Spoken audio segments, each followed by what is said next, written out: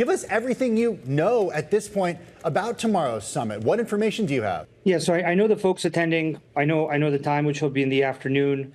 I know that I think the leadership of the U.S. In the global financial system as it transitions into the Web3 format will probably be an interesting topic to discuss. I also know there's two key pieces of legislation in D.C. right now around the stablecoin bill and market structure. Those are likely topics to be discussed.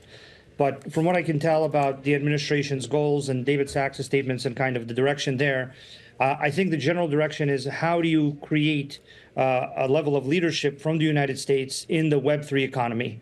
And how does the U.S. financial system, as it transitions into a Web3 blockchain-powered format, how does it remain the dominant leading financial system in the global system? Speaking of the global system here, what would really move the needle? Because there's so many things being discussed that you have to wonder what should take priority.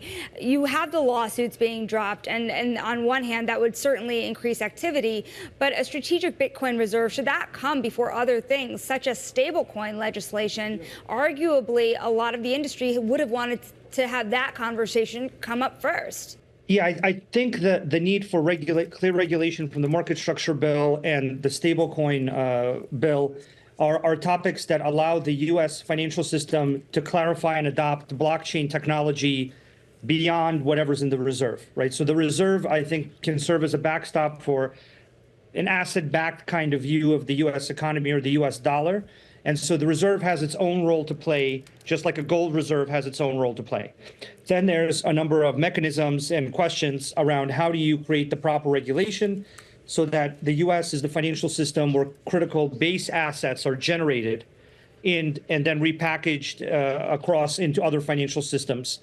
And then you have various questions around compliance and stable coins and these things. So I think there's almost two categories of questions. One question is how does the reserve work? And another question is how does the U.S. financial system become the dominant force in the new version of the global financial system, which is powered by blockchains and smart contracts and Oracle networks?